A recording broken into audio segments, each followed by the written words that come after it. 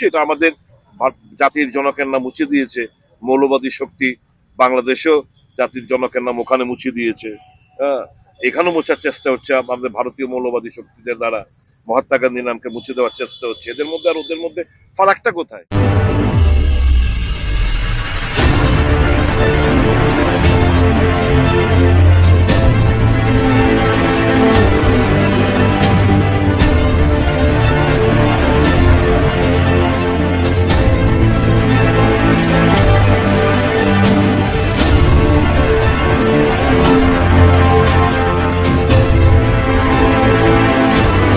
আপনারা যে আইসেন এখানে এত সুন্দর একটা ভালো কর্মসূচির মধ্যে, আমি কমু আপনারা মানুষ হিসেবে আপনারা বুঝে দেন গা আপনাদেরকে আপনারা অনুসন্ধান করতে পারেন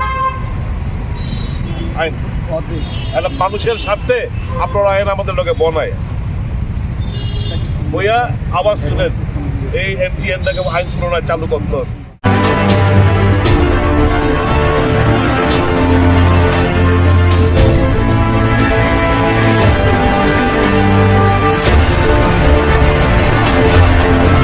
Mahatma Gandhi national rural employment guarantee অ্যাক্টকে পুনরায় চালু করার দাবি নিয়ে আমরা একদিন ব্যাপী একটা অনশন কর্মসূচি অবস্থান আমরা হাতে নিয়েছি।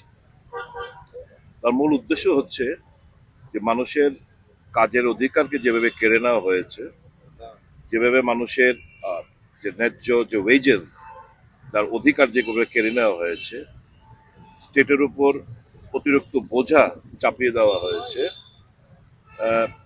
যেভাবে এই অধিকারকে সর্বাত্মকভাবে পঞ্চায়েতের রাজের উপর যেভাবে এখন প্রত্যেকটি জেলায় কোন কোন জেলায় কাজ হবে, কোন কোন এলাকায় গ্রামে কাজ হবে, সেটা কিন্তু আর ওই ইউনিভার্সাল থাকলো না। এখন এটা এটা পছন্দের মতো বিভিন্ন গ্রামগুলোতে কাজ দেওয়া হবে। এটা অনিশ্চয়তা দেখা দিয়েছে। কাজে আমরা কংগ্রেস মনে করি এটা মানুষের অধিকারের উপর আঘাত। পুনরায় এমজিএনরেগা আইনকে বাতিল চালু করতে হবে, পুনর্বহাল করতে হবে এবং এই যে নতুন আইন প্রণয়ন করা হয়েছে বিবি গ্রাম জি, সেই আইনটাকে বাতিল করে পুনরায় আমাদের এমজিএনরেগা আইনকে আমাদের চালু করতে হবে।